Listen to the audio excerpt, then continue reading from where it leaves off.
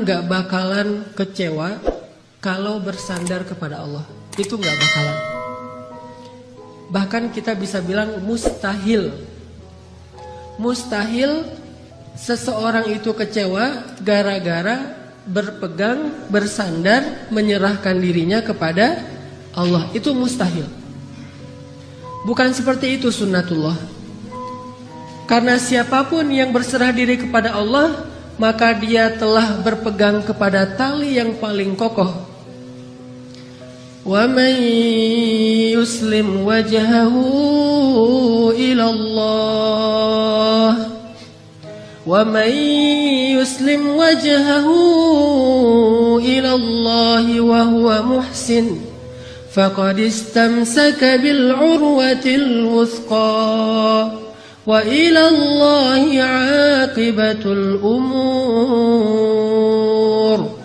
Siapa yang menyerahkan dirinya kepada Allah dan dia senantiasa berbuat baik, maka sesungguhnya dia telah berpegang kepada tali yang paling kokoh, dan kepada Allah segala urusan dikembalikan. Jadi nggak ada orang yang kecewa kalau dia berpegang kepada Allah. Masalah apapun, masalah rezeki, masalah jodoh, terutama yang kedua. Kalau kita bergantung kepada Allah dalam urusan jodoh, maka insya Allah kita nggak akan kecewa. Mak comblang yang paling baik itu adalah Allah. Kalau mak comblangnya ustadz, kadang-kadang ngecewain. Ustadz, ini CV saya. Oh ya, kriteria yang kamu cari seperti apa? Saya mah nggak susah-susah ustadz, standar-standar aja. Ya standar yang gimana? Yang tingginya 180, yang kulitnya bening, sampai kalau minum kelihatan airnya ngalir gitu. Transparan. Kemudian yang hidungnya seperti pedang, yang matanya seperti bidadari. Tahu mata bidadari? Belum. Besar dan sayu, tapi nggak belok. Belok apa deh? Sudah pernah lihat Ustaz? Ada di rumah saya. Oh iya. Nah ini kriterianya. Terus kata Ustadz, kalau yang kayak gitu Ustadz juga mau gitu ya. Akhirnya pas ketemu Ustadznya duluan yang ta'arufan. Ini kalau mak comblangnya manusia. Tapi kalau mak comblangnya Allah, jauh lebih meyakinkan dan gak bakalan kecewa. Dengan kriteria apapun, wa huwa ala kulli syai'in qadir. Dan kalau Allah menjanjikan yang baik akan ketemu dengan baik, pasti innahu la yukhliful mi'ad. Allah tidak pernah mengingkari janjinya. Masalah apapun kita harus mengandalkan Allah. Coba deh selalu ngandelin Allah. Bahasa gampangnya gini, udah tenang aja, ada Allah itu. Dan kalau kita sudah melibatkan Allah, la yudayya'akallahu idzan, itu pasti Allah nggak bakalan ngecewain kamu. Kalau udah ngandelin Allah, ini gimana nih? Udah tenang aja, ada Allah. Allah tidak akan mengecewakan. Salah satu kalimat udah tenang aja ada Allah adalah la tahzan, innallaha ma'ana. Kalau kita ada teman lagi galau gitu, terus kita bilang, la tahzan, innallaha ma'ana. Apaan tuh? Kan dia bingung. Mending kita terjemahin aja. Gak harus persis kalimat la tahzan, innallaha ma'ana. Karena kalau kita baca hadis, ada tambahan lagi tuh. Kata Nabi kepada Abu Bakar, ma dhannuka bisnain, Allahu thalithuhuma. Ya Abu Bakar, kenapa kamu berpikir kita cuma berdua, padahal Allah yang ketiga? Kalau dalam ayat la tahzan innallaha ma'ana. Kalau bahasa kita woles bro. Woles, tenang aja ada Allah. Santai bro, karena ada Allah. Itu bahasa Arabnya la tahzan innallaha ma'ana. Andalin Allah dalam masalah kita. Ada masalah apapun, serahin aja sama Allah. Bismillah, la haula wala quwata illa billah. Bahkan kadang-kadang hanya dengan berzikir la haula wala quwata illa billah, Allah kasih keajaiban yang luar biasa. Karena setelah seseorang bersandar kepada Allah, la yudayya'anallahu idzan, pasti Allah enggak akan ngecewain. Coba teman-teman bayangin, Nabi itu udah ikhtiar habis-habisan.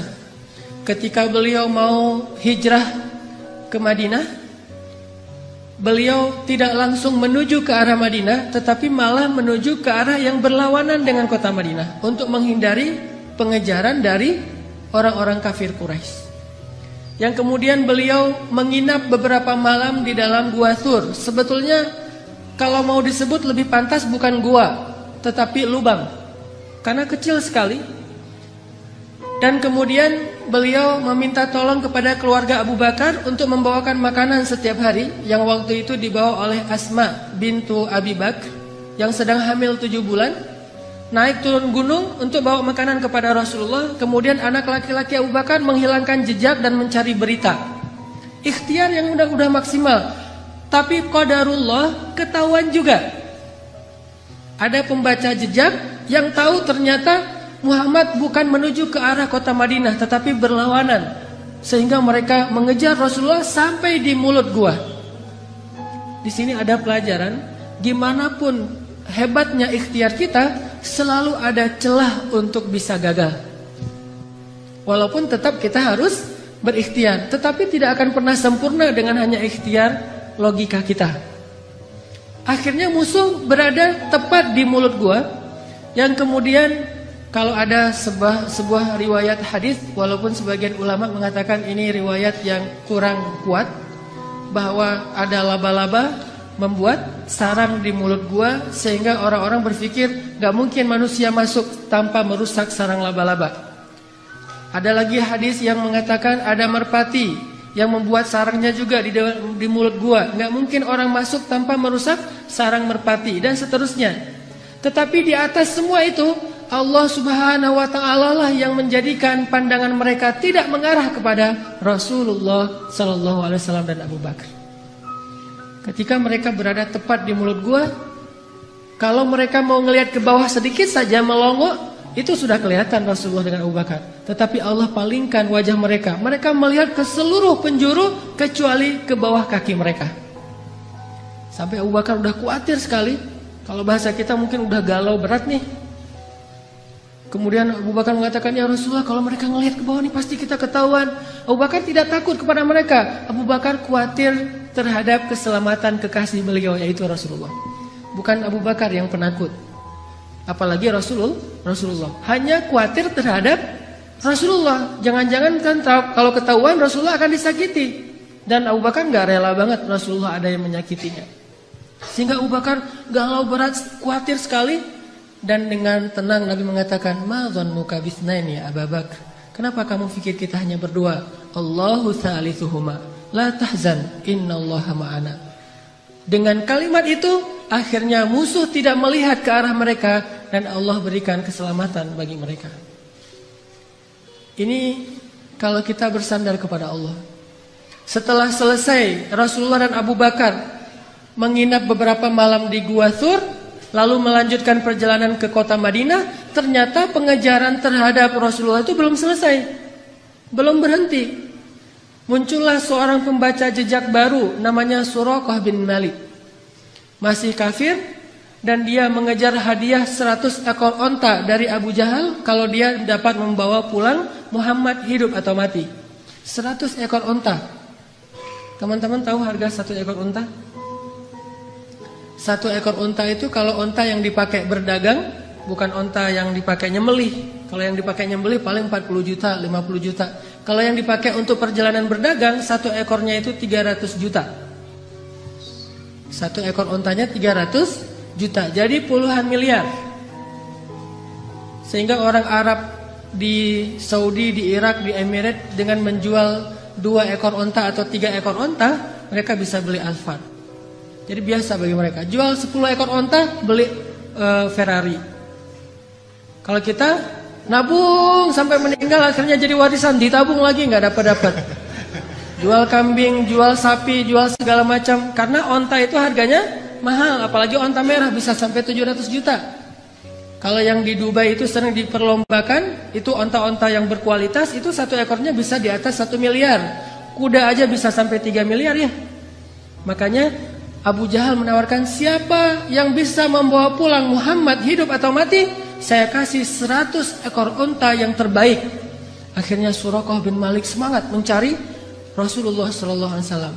Dia baca jejak di setiap penjuru padang pasir.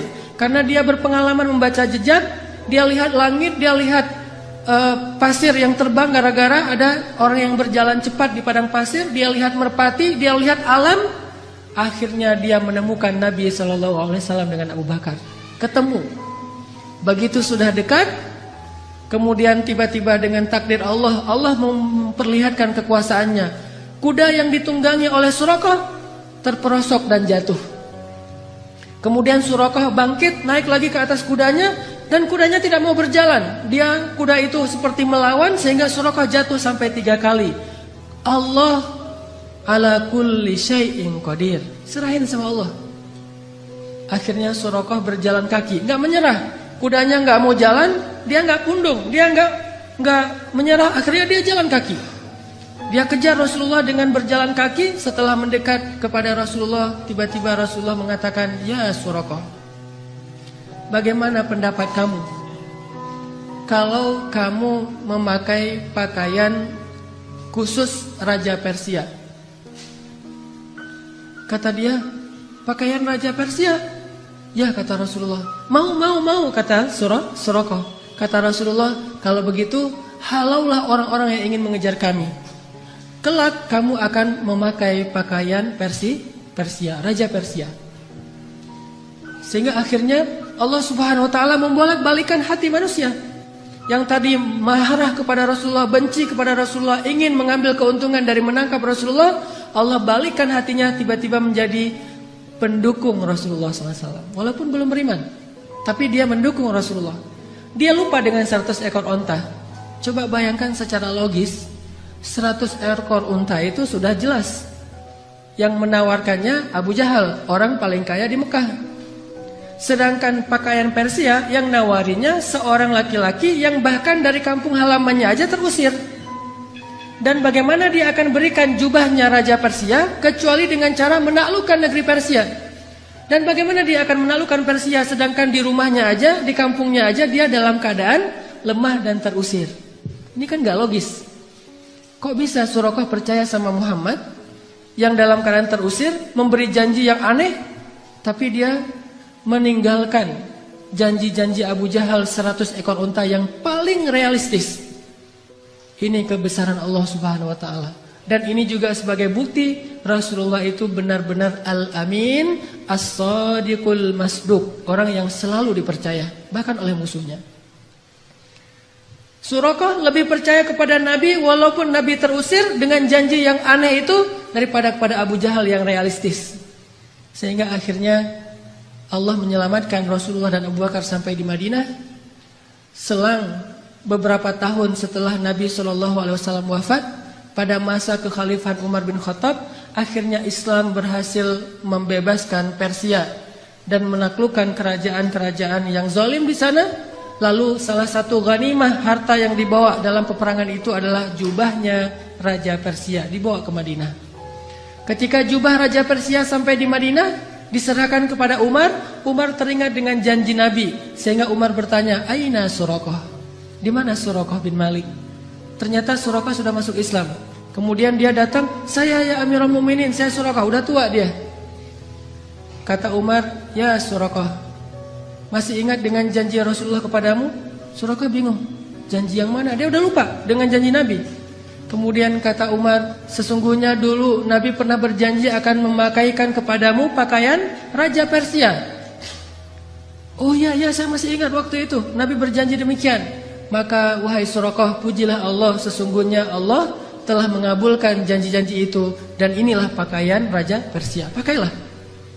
Pas dilihat oleh Suraqah, sutra semua, bagus sekali pakaiannya. Dia ganti bajunya, dia pakai baju Raja Persia, dia pakai mahkotanya, dia pakai sepatunya, dia pakai pedang yang bertahtakan banyak berlian-berlian di atasnya. Sehingga Suraqah tiba-tiba seolah-olah menjadi raja Persia. Dia muter-muter keliling kota Madinah. Oh, saya raja Persia, saya raja Persia. Sehingga semua orang tertawa terhadap Suraqah dan mereka bersyukur kepada Allah Subhanahu wa taala yang telah menepati janjinya melalui lisan Nabi sallallahu alaihi wasallam. Muhammad sallallahu alaihi wasallam. Libatkan Allah dalam urusan kita, enggak bakalan kecewa. Pakai Allah, andalkan Allah, berserahlah kepada Allah dalam urusan kita, sepele apapun. Bukankah Nabi mengatakan, mintalah kepada Allah walaupun cuma garam? Masak, aduh, garam habis, Allah garam, gitu. Saya dulu ketika sempat dulu ikut jamaah tablik ketika saya masih SMA. Ada satu hal yang saya belajar dari jemaah tabligh waktu itu tentang nggak boleh minta sama manusia. Jadi kita kalau jemaah tabligh itu makan kan di talam gitu ya, makan bareng-bareng rame-rame gitu. Satu talam ada 5 orang. Nah, yang petugas khidmatnya membagi-bagikan lauk setelah nasinya ditaruh di talam, kemudian lauknya dibagi-bagiin. Ada ikan, ada sayur segala macam. Setelah selesai dibagi-bagikan, karena mungkin jumlah pesertanya banyak, lauknya sedikit, akhirnya dibaginya sedikit-sedikit.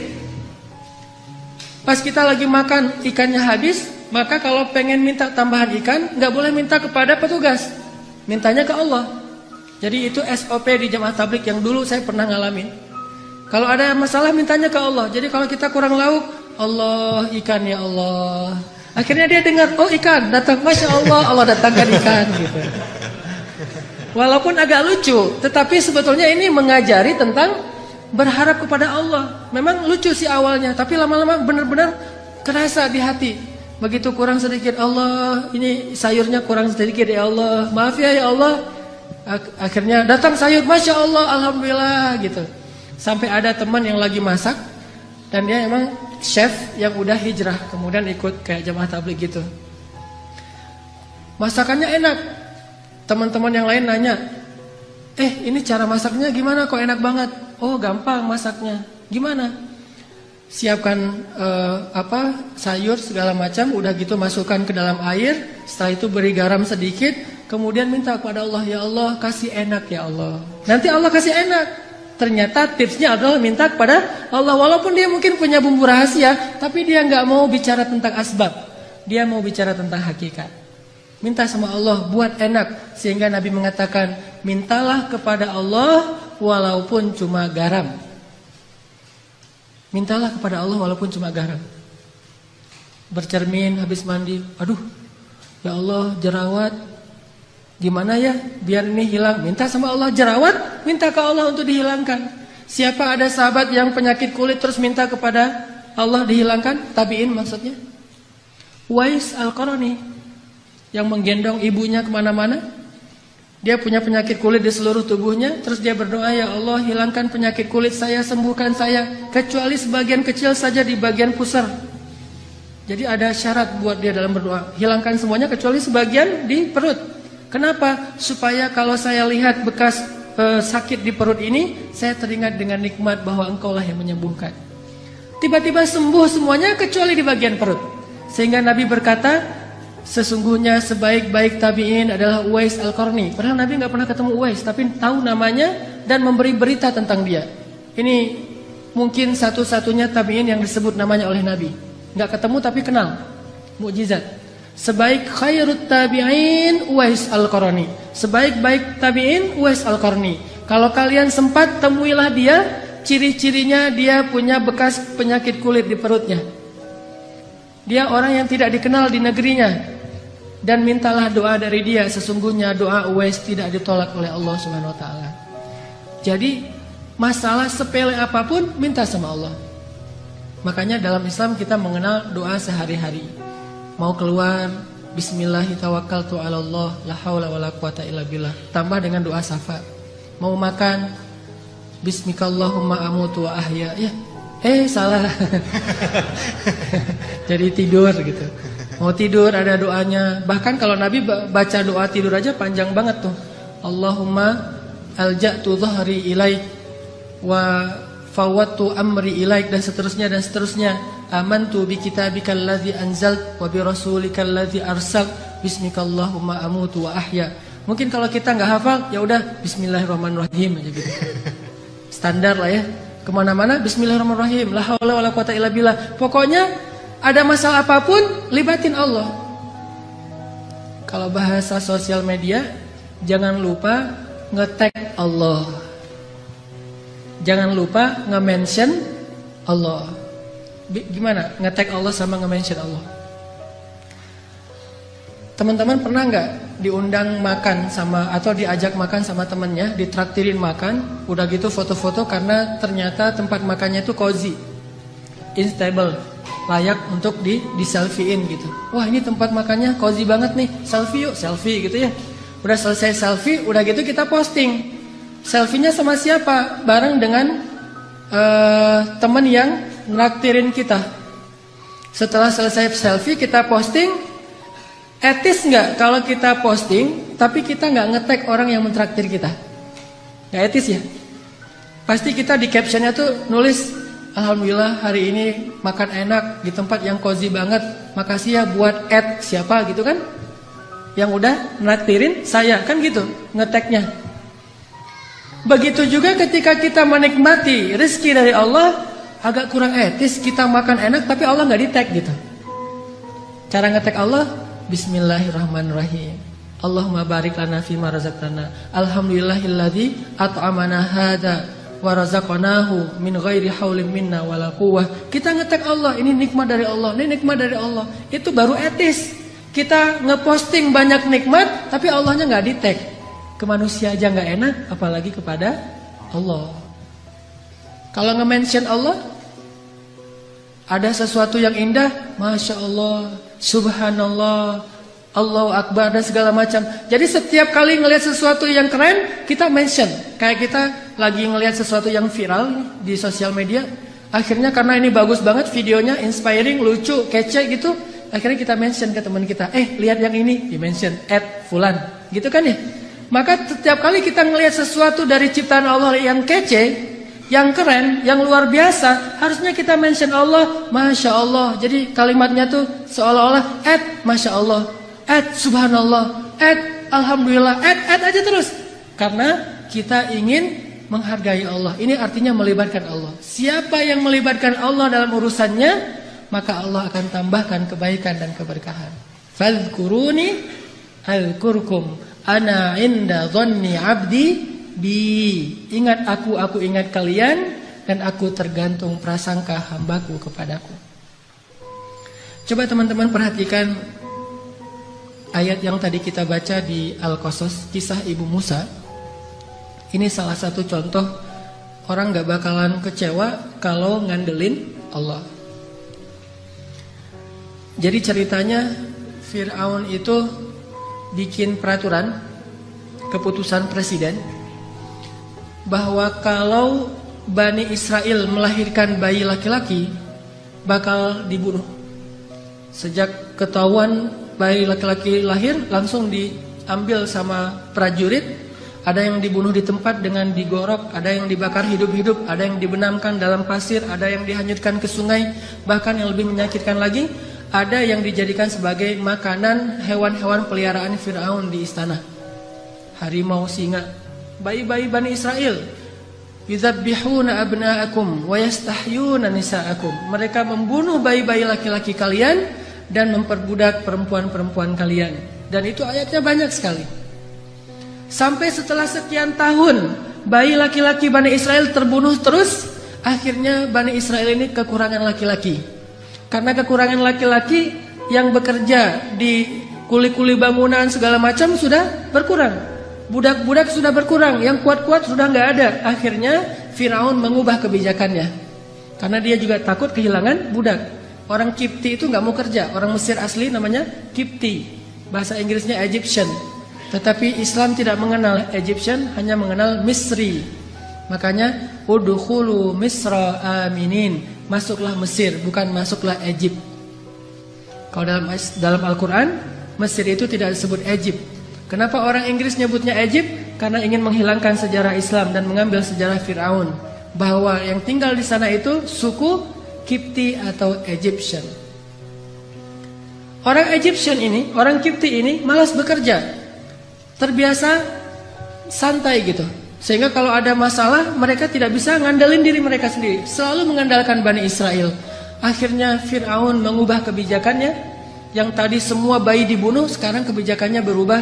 Setahun boleh melahirkan anak laki-laki, tahun berikutnya nggak boleh. Jadi selang-seling. Dan qadarullah, Harun lahir di tahun bolehnya lahir anak laki-laki. Makanya nggak ada kisah Harun dikejar-kejar sama tentara. Dia aman. Begitu dia lahir, oh ini tahun yang boleh lahir anak laki-laki, tumbuh tanpa ada ancaman. Kakaknya Musa. Sedangkan Musa lahir di tahun nggak boleh lahir anak laki-laki. Sehingga saat Musa lahir, ibunya langsung bingung, ini bagaimana menyelamatkan bayi ini. Saya nggak rela kalau bayi ini dibunuh. Ini bayi punya aura yang luar biasa, lebih daripada kakaknya Harun, padahal dua-duanya nabi. Akhirnya Allah ilhamkan kepada ibu Musa lewat mimpinya. Kemudian ibu Musa konsultasi dengan ulama-ulama Bani Israel, dan ternyata mimpi itu benar. Dia disuruh menghanyutkan Musa ke sungai Nil. Ini tidak logis, tetapi tidak butuh logis kalau yang menyuruhnya Allah Subhanahu wa ta'ala. Gak harus logis kalau yang menyuruhnya Allah, karena logika atau hukum ilmiah itu adalah ciptaan Allah. Allah bisa melakukan sesuatu dengan hukum ilmiah, atau tidak dengan hukum ilmiah, atau bahkan bertentangan dengan hukum ilmiah. Seorang lahir tanpa ayah, tanpa ibu, Adam. Atau tanpa ayah, hanya punya ibu, Isa. Atau bahkan seekor onta lahir bukan dari induknya, tapi dari batu, untanya Nabi Shalih.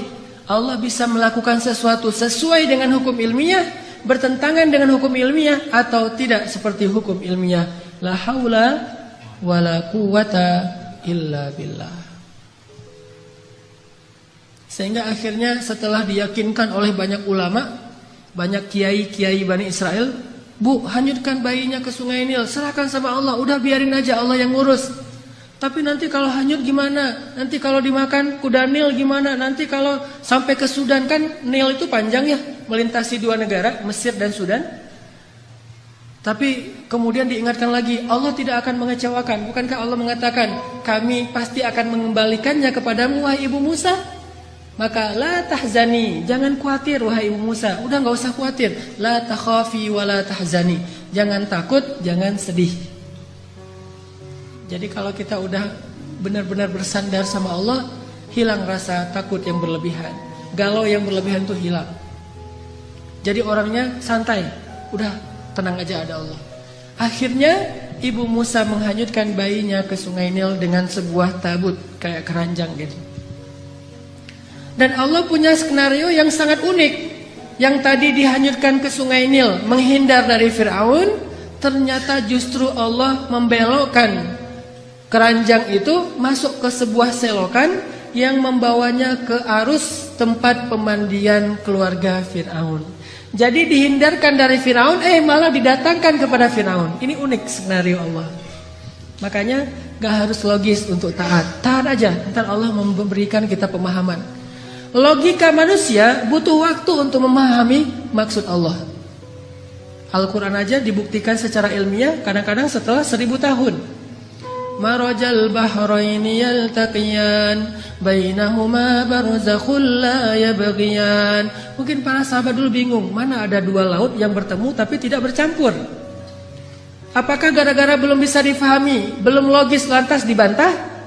Logika kita itu loadingnya lambat.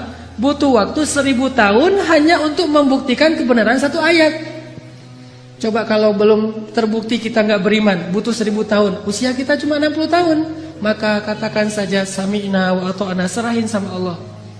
Allahu a'lam, wallahu ya'lamu wa antum la ta'lamun. Allah tahu, kalian nggak tahu. Malah masuk ke dalam selokan yang membawa Musa kepada keluarga Fir'aun. Ditemukan sama dayang-dayang. Pas dibuka kotaknya ternyata ada bayi yang sehat, yang luar biasa auranya. Semua orang yang lihat pasti jatuh hati kepada bayi ini. dibawa masuk ke istana, diserahkan kepada istri Firaun. Langsung istri Firaun jatuh hati. Dan qadarullah, waktu itu istri Firaun belum punya anak, sehingga sangat menginginkan anak laki-laki. Dan ini yang paling keren nih. Apa kata istri Firaun? Qurratu ainin li walak. Anak ini menyejukkan hati saya dan hatimu, wahai Firaun. Apa kata Firaun? Laki la liya. Menyejukkan hatimu, hati saya tidak, kata Firaun. Dari sejak awal juga mereka udah musuhan. Musa juga ngelihat Firaun. Lihat aja. Dari bayi. Cerdas ini bayi. Jadi dari bayi juga udah tahu, oh ini bakalan musuh saya. Dan itu sahih beritanya. Apa sahihnya? Sampai suatu malam ketika Asia gendongin Musa ngeklek gitu ya, ketawa sama Asia, sama istri Firaun, ibu angkatnya. Sedangkan Firaun dari kejauhan dia aja nggak mau dekat-dekat. Karena Firaun tahu bahwa ini bayi Bani Israel yang dilempar ke sungai Nil gara-gara takut dibunuh. Dia nggak rela. Cuman karena dia terlalu sayang sama istrinya yang cantik dan tidak punya anak, dia sabar. Nanti kalau udah gede bakalan dibunuh. Itu rencana Firaun.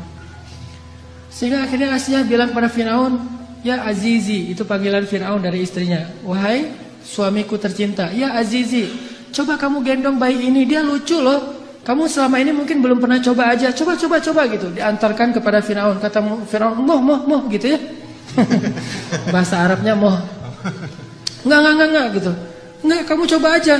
Akhirnya karena dipaksa sama istrinya, dia pegang sama Firaun. Begitu dipegang, Musa yang tadi ngeklek, ketawa, tiba-tiba cemberut.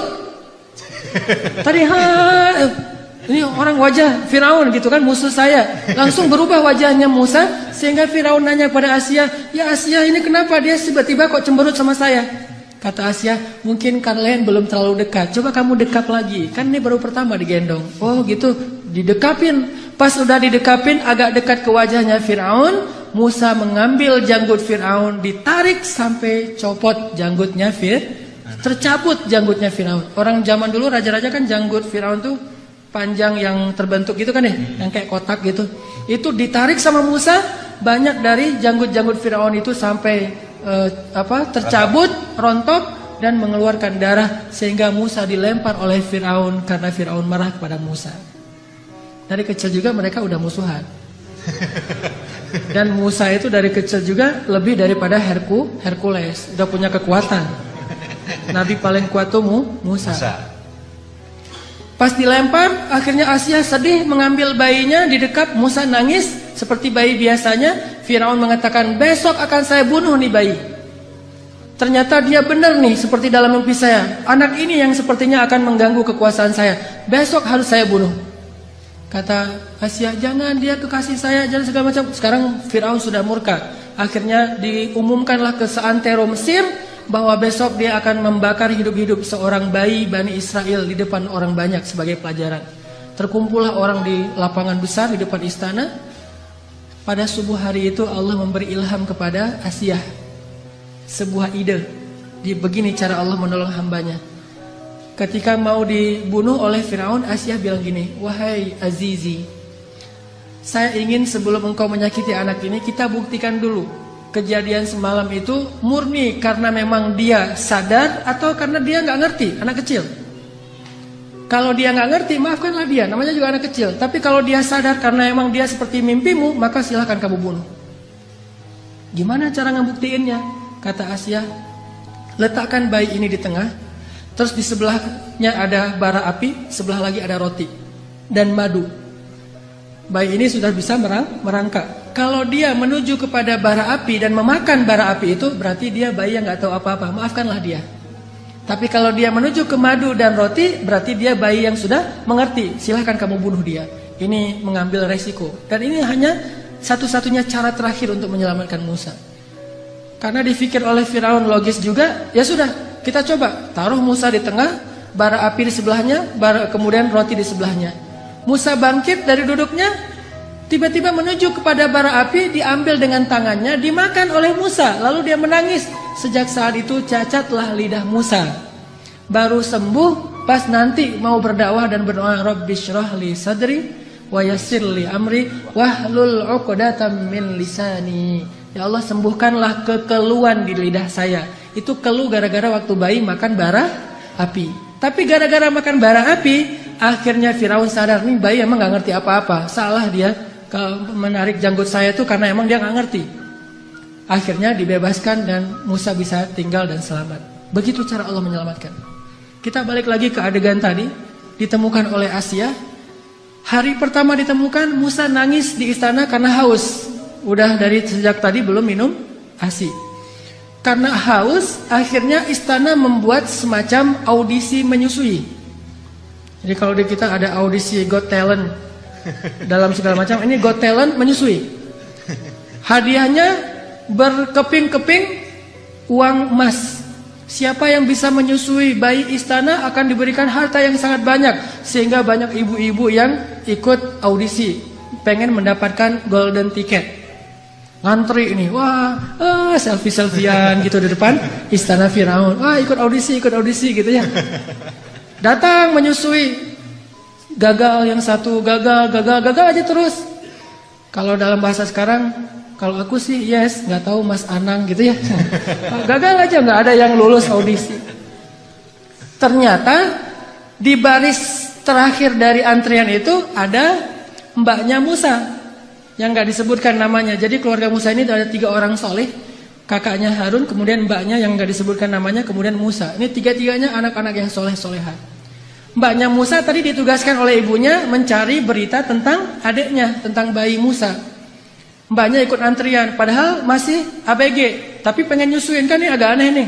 Sehingga pengawal bilang, kamu mau ngapain? Mau ikut audisi. Lah, ini untuk orang yang sudah punya anak. Tetapi saya bisa menawarkan orang yang baik untuk bisa menyusui bayi itu. Setelah debat panjang, akhirnya ikut juga. Ternyata ini yang lulus audisi. Kalau aku sih yes gitu.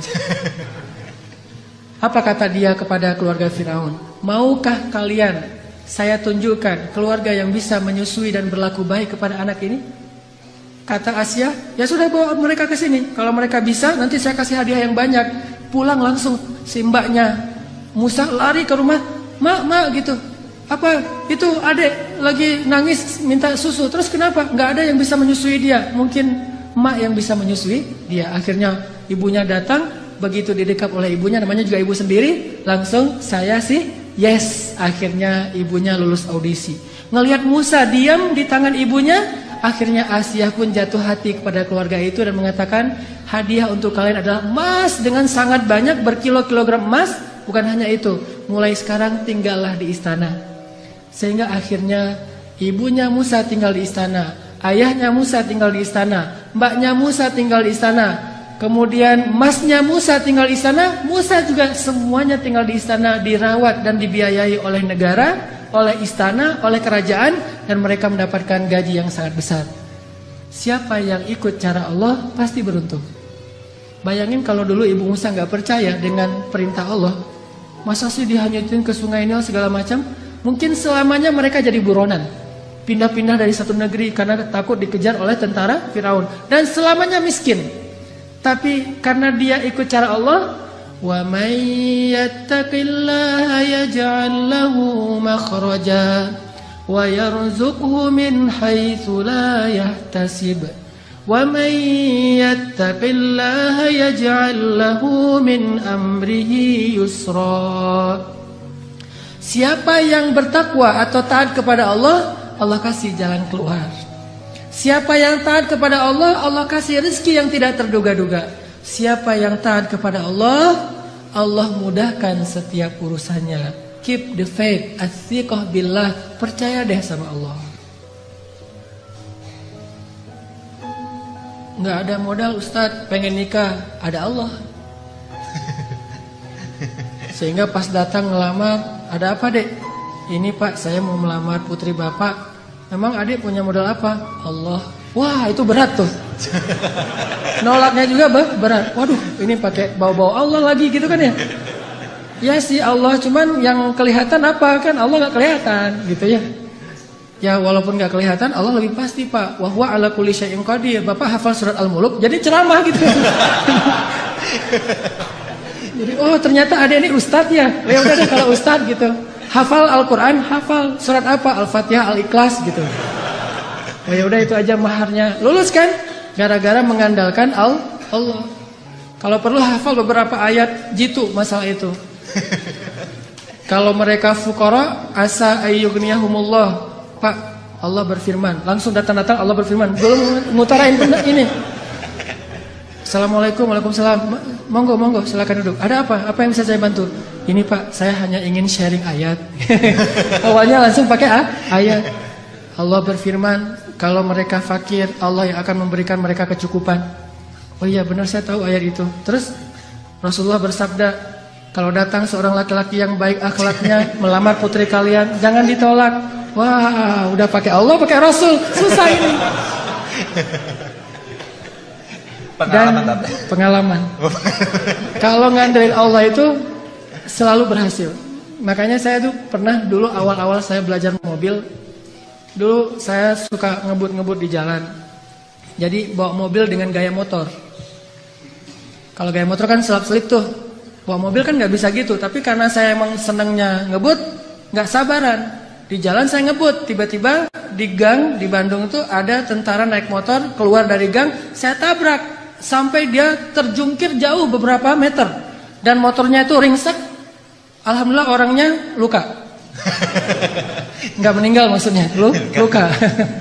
Lalu dia pakai baju dinas kan? Alhamdulillah saya juga pakai baju dinas ustadz, pakai jubah, pakai sorban saya mah dulu. Setelah saya konsen dakwah di anak muda, di anak geng motor, baru saya mencocokkan penampilan saya dengan dunia anak muda. Dulu jubahan, sorbanan, baju dinas. Dia juga baju dinas, jadi sesama lagi dinas nih. Pas dia awalnya wajahnya udah merah mau marah, saya keluar dari mobil ngelihat wajah saya, ini kiai kualat nih kalau saya macam-macam. Akhirnya dia terpaksa kalem aja. Aduh maaf saya nggak sengaja ngelihat tiba-tiba keluar dari gang. Oh ya nggak apa-apa, saya mah dinas di situ di Baros, itu salah satu kantornya di Baros saya dinas. Ya saya juga lagi dinas ke masjid. Mau ngajar ada pengajian sore ini. Oh ya udah nggak apa-apa Pak Ustadz, nggak apa-apa gitu. Udah aja. Ini gimana nih motornya? Nah gampang, nanti saya suruh orang untuk ngambil motornya. Udah alhamdulillah saya ganti rugi, dia nggak mau, selamat. Kenapa? Pertama mungkin ya karena Allah masih ingin menyelamatkan saya dari suatu musibah, bukan karena kebaikan saya tapi karena kemahagungan Allah. Dan di sisi lain mungkin salah satu rahasianya saya baca doa safar sebelum keluar. Soalnya ketika saya beli mobil saya nggak mau pakai asuransi, sehingga karena nggak pakai asuransi doa safarnya lebih serius. Kalau pakai asuransi kan tenang ada asuransi, tapi kalau nggak ada asuransi ada Allah, berarti doa safarnya yang panjang. Bismillahirrahmanirrahim wa mursaha bismillahirrahmanirrahim subhanalladzi sakhkhara lana. Panjang, setengah jam doa safar doang. Kenapa? Ya Allah, ini mah enggak ada asuransi gitu. Jadi karena enggak ada asuransi doanya lebih serius. Kalau ada asuransi, ada TLO, ada all risk kan gampang, ntar tinggal diklaim. Intinya karena ngandelin Allah, Allah mudahkan urusannya. Selalu kayak gitu. Kalau melakukan sesuatu karena Allah, selalu Allah mudahkan. Tapi kalau kita tidak melibatkan Allah, bara'atum minallah, Allah berlepas tangan. Dan kalau Allah berlepas tangan, siapa lagi yang bisa memudahkan selain Allah subhanahu wa ta'ala? Libatkan Allah. Ada seorang sahabat datang ke Nabi, dia bilang gini, ya Rasulullah, anak saya ditawan sama musuh. Ternyata anak dia itu ikut berjihad dan ketangkap sama musuh, ditawan. Dan musuh minta tebusan sekian ratus dinar, kalau nggak ditebus akan dibunuh. Dan waktu itu sahabat-sahabat yang kaya banyak yang lagi di luar kota juga lagi diutus untuk dakwah dan jihad, sehingga tidak ada sahabat yang bisa membantu laki-laki ini. Rasulullah juga nggak punya apa-apa, nggak punya harta. Dia datang kepada Rasulullah, ya Rasulullah, anak saya ditawan, minta sekian ratus dinar, kalau saya nggak menebus nanti anak saya akan dibunuh. Gimana ini ya Rasulullah? Dia hanya memberi waktu saya 1 hari sampai besok. Kemudian Rasulullah mengatakan, ya wahai bapak, ya syekh, perbanyaklah mengatakan la haula wala quwata illa billah. Oh gitu, ya Rasulullah, ya gitu. Akhirnya dia pulang, nggak ngomong ya sih la haula wala quwata illa billah, tapi yang lain nggak ngomong kayak gitu. Udah aja kalau Allah bilang la haula wala quwata illa billah, hasbunallah wa ni'mal wakil, cukup Allah. Jangan bilang cukup Allah lalu ada kalimat tapi. Hasbunallah sih cuman. Nah ini enggak hasbunallah, karena hasbunah itu tidak ada cuman. Oh gitu ya Rasulullah, gitu. Udah dia pulang, la haula wala quwata illa billah, la haula wala quwata illa billah. Sampai di rumah istri nanya, "Pak, gimana tadi sama Rasulullah? Udah dapat belum pinjaman untuk menebus anak kita?" "Udah dapat, Mah. Ini luar biasa." "Apa?" "La haula wala quwata illa billah." "Oh gitu, la haula wala quwata illa billah." Berdua tuh, suami istri soleh-soleha, sama-sama athiqah billah, sangat keep the faith. Enggak mengatakan, "Iya emang zikir, cuman uang konkretnya mana?" Nggak nanya-nanya kayak gitu. Udah aja, oh la haula, ya udah la haula wala quwata illa billah. Sepanjang malam mereka berzikir la haula wala quwata illa billah. Tiba-tiba waktu subuh ada yang ngetuk pintu rumah, tok tok tok, "Assalamualaikum." Terdengar suara anak laki-lakinya, pas dibuka benar anak laki-lakinya pulang dalam keadaan selamat. Dan ternyata di luar suaranya berisik, banyak suara kambing. Pas dilihat, itu apa itu? Kambing, lebih dari 100 ekor. Kemudian ayahnya bertanya, "Apa yang terjadi? Bagaimana kamu selamat dan membawa banyak kambing?" Kata laki-laki ini, "Semalam tiba-tiba ada seorang laki-laki yang berbaju putih, orangnya ganteng sekali, wajahnya bercahaya, datang melepaskan ikatan saya. Dan tiba-tiba waktu itu semua prajurit yang mengawal saya, yang menjaga saya itu tertidur pulas. Sama sekali tidak terbangun. Sehingga saya bisa dilepaskan dan bahkan bukan hanya bisa menyelamatkan diri, tapi malah bisa mengambil ghanimah, membawa lebih dari 100 ekor kambing." Bayangin, kambing satu ekornya aja udah berisik ya. Gimana 100 ekor? Berisik gak sih? Berisik banget kan ya? 100 ekor kambing yang berisik yang lagi dibawa sama anak muda ini tidak membangunkan prajurit penjaga yang lagi tidur. Ini qadarullah. Sehingga akhirnya dia selamat dan bahkan dapat ghanimah lebih dari 100 ekor kambing dari la haula wala quwata illa billah. Bukan berarti nggak ikhtiar. Kalau ikhtiar kita udah mentok, udah maksimal, jangan menyerah, jangan berhenti, karena selalu ada harapan di sisi Allah Subhanahu wa taala. Tidak pernah selesai kalau kita berserah diri kepada Allah. Selalu ada harapan. Ada lagi kisah di zaman Nabi Musa. Suatu hari Nabi Musa nanya kepada Allah. Kan Nabi Musa ini julukannya, panggilannya Kalimullah, orang yang bisa ngomong langsung kepada Allah. Jadi kalau ada butuh apa-apa Nabi Musa mah tinggal miss call Allah. Ya Allah, langsung Allah ngangkat. "Ada apa Musa?" gitu. Kayak kita telepon gitu ya. Nggak bisa ngelihat langsung, tapi bisa telepon langsung. Begitu Nabi Musa calling, langsung Allah, "Ada apa Musa?" "Gini ya Allah, saya pengen nanya." Jadi Musa sering ngobrol sama Allah. "Nanya apa?" "Saya pengen tahu di antara umat saya itu siapa yang paling rendah kedudukannya di matamu, yang paling levelnya paling rendah." Kata Allah, "Itu tuh laki-laki seorang kakek yang buta, yang dia itu masbuknya istiqomah banget dalam sholat. Paling istiqomah dalam masbuk. Gak pernah dia sholatnya tepat waktu, pasti masbuk. Ini orang yang paling istiqomah di zamanmu, Musa. Istiqomah dalam kemasbukan.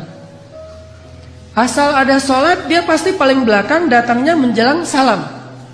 Jadi kalau ada yang taruh sendal paling belakang itu pasti dia. Kalau ada salam yang kemudian nanti berdiri lagi, pasti dia.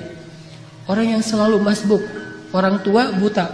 Oh, itu orang yang paling rendah. Nabi Musa nyari mana? Oh, si kakek itu yang paling rendah nilainya di mata Allah. Setiap hari dilihat dia masbuk sampai suatu hari ketika selesai sholat, orang itu udah nggak ada.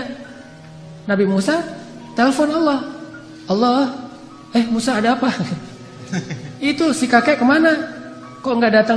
Kata Allah, dia sudah meninggal dan sekarang ada di dalam surga. Nabi Musa heran, ya Allah, gimana ceritanya tuh? Kakek yang nilainya paling rendah, yang nggak ada apa-apanya, yang masbuk sejati, tiba-tiba masuk surga sejak dia meninggal. Apa yang terjadi ya Allah? Allah bilang, ya Musa, suatu hari ketika kakek ini keluar dari masjid, dari tempat ibadah, dia jalan kemudian tersasar, kesesat, gara-gara dia buta, sampai di sebuah tanah yang lapang. Dia menemui seorang laki-laki, kemudian dia bertanya, saya ada di mana sekarang? Laki-laki itu mengatakan, ini kamu sedang berada di tanah lapang, di sebuah lapangan, di sebuah alun-alun. Kemudian kakek ini mengatakan, tidak, sesungguhnya rahmat Allah lebih luas daripada segalanya. Kamu berada di tanah yang luas? Kata dia, tidak, rahmat Allah yang lebih luas. Hanya karena itu, kemudian Allah mengatakan, wahai Musa, sesungguhnya rahmatku mendahului kemarahanku. Sehingga dia masuk surga hanya dengan kalimat sesungguhnya rahmat Allah lebih luas. Makanya kalau kita nge-tag Allah, nge-mention Allah, libatkan Allah dalam urusan kita, selalu beruntung. Bayangin sekedar mengatakan subhanallahi wa bihamdi subhanallahil azim. Langsung Allah sediakan pohon-pohon kurma yang sangat banyak di dalam surga. Begitu kita baca la haula wala quwata illa billah, Allah sediakan kunuz, harta yang ditaruh di dalam sebuah box yang sangat besar, disimpan di bawah arasy Allah Subhanahu wa taala. Mudah sekali. Karena kalau kita melibatkan Allah, yuridullahu bikumul yusra wa la yuridu bikumul usra. Salah kalau orang bilang, aduh gak usah bawa-bawa Allah lah, jadi susah. Enggak. Justru kalau kita bawa-bawa Allah jadi mudah. Karena Allah itu pada dasarnya pengen memudahkan kita, enggak pengen nyusahin kita. Yuridullahu bikumul yusra wa la yuridu bikumul usra. La yukallifullahu nafsan illa wus'aha. Sampai ketika turun ayat ittaqullaha haqqa tuqatih, bertakwalah kepada Allah sebenar-benar takwa. Para sahabat kemudian ngeluh, ya Rasulullah kami gak sanggup kalau sebenar-benar takwa. Terus gimana? Turun lagi ayat di surat At-Taghabun, fattaqullaha mastata'tum. Kalau gak bisa sebenar-benar takwa, ya udah bertakwa semampu kalian aja.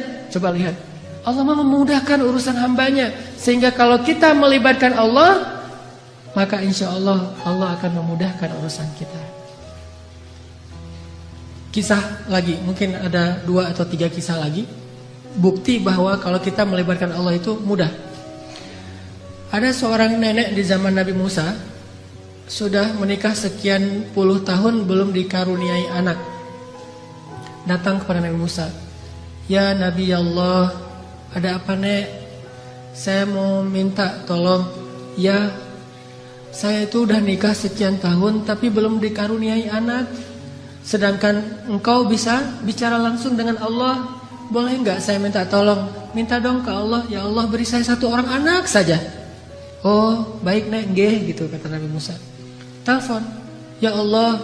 Allah bilang, ada apa Musa? Ini nih, ada nenek-nenek minta diberikan anak 1 orang aja katanya, karena dia tidak punya keturunan. Apa kata Allah? Ya Musa, bilang kepada nenek itu bahwa takdirnya dia tidak akan punya anak. Itu sudah takdir.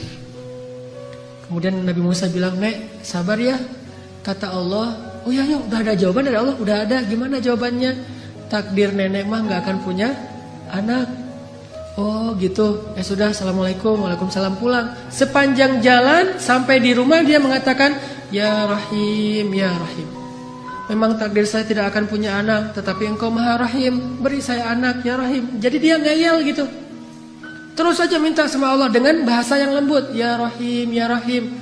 Besok datang lagi ketemu Nabi Musa, assalamualaikum, waalaikumsalam. Nenek yang kemarin, ada apa nek gitu? Sama, Nabi Musa masih yang kemarin gitu. Apaan? Minta dong ke Allah lagi supaya dikasih anak. Lah kan udah kemarin katanya takdirnya gak akan punya anak. Nah siapa tahu sekarang berubah. Ini nenek nih, sikoh billah, yakin banget sama Allah. Karena gak mau ngecewain, walaupun Nabi Musa juga udah tahu takdirnya kayak gitu.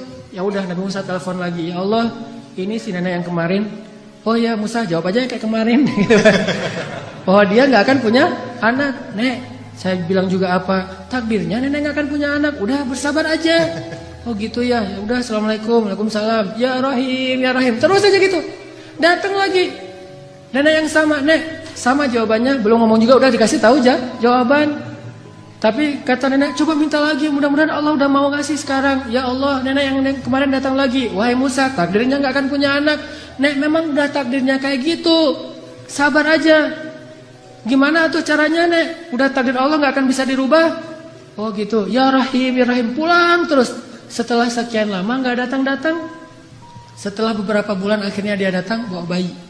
Gendong bayi datang ke Nabi Musa. Assalamualaikum gitu. Waalaikumsalam. Nenek yang dulu. Ya, terus itu siapa? Anak. Anak siapa? Anak saya. Hah? Ya Allah, ini ceritanya gimana nih? Kok bisa nih nenek punya anak? Nabi Musa nelpon Allah. Gimana nih ceritanya nenek yang takdirnya gak bakalan punya anak tiba-tiba bawa bayi? Kata Allah, ya Musa, setiap kali saya bilang takdirnya gak punya anak, dia bilang ya Rahim, ya Rahim. Dibilang lagi nggak punya anak, dia bilang ya Rahim, ya Rahim. Wahai Musa, ketahuilah sesungguhnya rahmat saya mendahului takdir. Sehingga dengan rahmat Allah, Allah mengubah takdir nenek ini yang tadi nggak punya anak jadi punya anak. Kalau kita baca hadis-hadis Nabi tentang kisah-kisah para anbiya itu luar biasa. Intinya adalah mereka selalu mengandalkan Allah dan selalu mendapatkan janji-janji yang Allah pernah janjikan kepada mereka. Nggak pernah kecewa. Mungkin cerita terakhir yang sangat populer itu adalah cerita Siti Hajar. Ini bagi saya menakjubkan banget nih ceritanya. Nabi Ibrahim bawa Siti Hajar dari Palestina ke Mekah, melintasi gurun pasir hanya bertiga saja. Ibrahim, Hajar, Ismail kecil. Karena Allah memerintahkan Ibrahim, bawa keluargamu ke sebuah biwadin ghairi dzi zar, kepada sebuah lembah yang tidak ada kehidupan di sana. Bawa ke sana. Di Bakkah, yang kemudian namanya menjadi Mekah. Akhirnya Ibrahim bilang ke Hajar, Hajar, yuk kita hijrah gitu. Hijrah kemana mas? Hajar nggak nanya-nanya hijrah kemana, udah aja, oh hijrah, ya sami'na wa ata'na.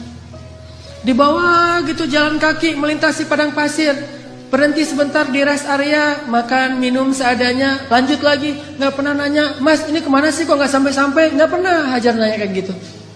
Atau nggak pernah juga dia bilang, mas turunin saya aja di mall itu nanti dijemput lagi.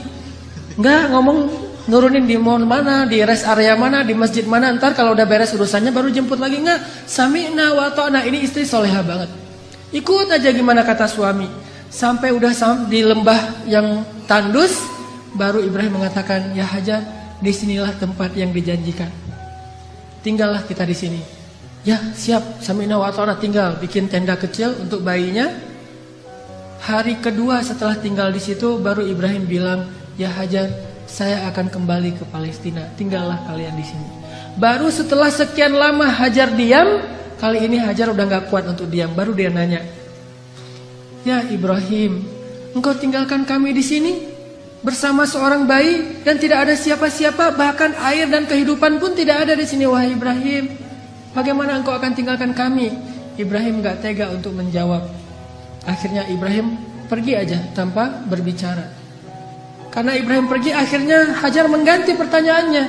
Dan pertanyaan kedua ini lebih benar dari pertanyaan pertama. Kalau pertanyaan pertama, gimana engkau meninggalkan kami sendiri? Pertanyaan yang keduanya adalah Hajar tanya kepada Ibrahim, ya Ibrahim, Allahu amaraka bihadza? Apakah Allah yang menyuruhmu melakukan ini? Ibrahim mengangguk, ya ini perintah Allah. Apa kata-kata Hajar?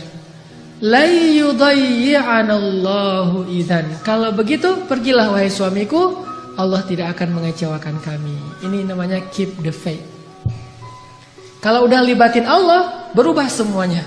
Kalau tadi khawatir, galau, sedih, takut, tapi begitu nanya Allahu amaraka bihadza, yang menyuruh kamu melakukan ini wahai Ibrahim? Ya kata Ibrahim, la yudayyi'anallahu idzan. Kalau gitu pergilah wahai suamiku, Allah tidak akan mengecewakan kami. Jadi kalau ada suami pergi tiba-tiba, kemana mas? Itu pertanyaannya salah, nggak usah dijawab. Tapi kalau nanyanya, mas ini Allah yang nyuruh, ya oh pergi aja.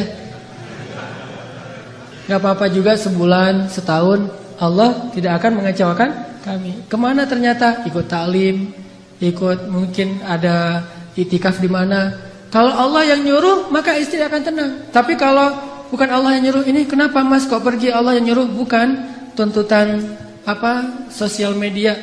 Ada yang lagi harus saya selesaikan, ada yang jadi selebgram, saya pengen deketin. Nah, ini baru namanya perlu khawatir. Tapi kalau Allah yang nyuruh, insya Allah aman. Pergilah wahai Ibrahim, Allah gak akan ngecewain kami. Ibrahim pergi, kemudian kita tahu adegannya. Ternyata kehabisan air, Ismail nangis-nangis, Hajar lari antara Safa dan Marwah. Allah gak mengecewakan mereka dan memberikan air yang tidak pernah berhenti mengalir sampai hari ini. Dan itu air mukjizat banget loh. Gimana mukjizat? Kalau lagi banyak jamaah haji atau umroh di Mekah, air itu tidak akan kekurangan. Setiap hari orang minum air Zam-Zam. Kalau saya lagi umroh tuh, selain minum, bahkan setiap hari dibawa dalam botol aqua. Kita kalau pergi ke masjid itu bawa botol aqua kan ya. Terus ngisi air zam-zam. Di dalam hotel kita nggak pernah minum air aqua dari hotel. Selalu minum zam-zam yang dibawa dari masjid. Bayangin, dalam sehari 5 kali orang membawa air zam-zam setiap waktu sholat. Dan jumlah jemaahnya itu bisa sampai 3 juta kalau musim haji. Lalu ketika mereka pulang, mereka membawa minimal 5 liter air zam-zam di seluruh dunia. Sebanyak 3 juta orang. Air zam-zam tidak mengering. Keluar sebanyak-banyak yang dibutuhkan. Tapi begitu haji selesai, umrah belum dibuka, Mekah sepi. Tidak ada yang umrah kecuali orang lokal saja. Paling-paling ratusan orang, tidak sampai 1000 orang. Tapi walaupun yang datangnya sedikit, yang minumnya sedikit, air zam-zam tidak membanjiri kota Mekah. Ini namanya berkah. Kalau butuh banyak keluar banyak, kalau butuh sedikit keluar sedikit. Bukan pas butuh banyak airnya putus. Atau pas butuh sedikit airnya jadi banjir, soalnya biasanya keluarnya banyak. Enggak kayak gitu zam-zam, sangat berkah. Dan itu gara-gara kata Hajar.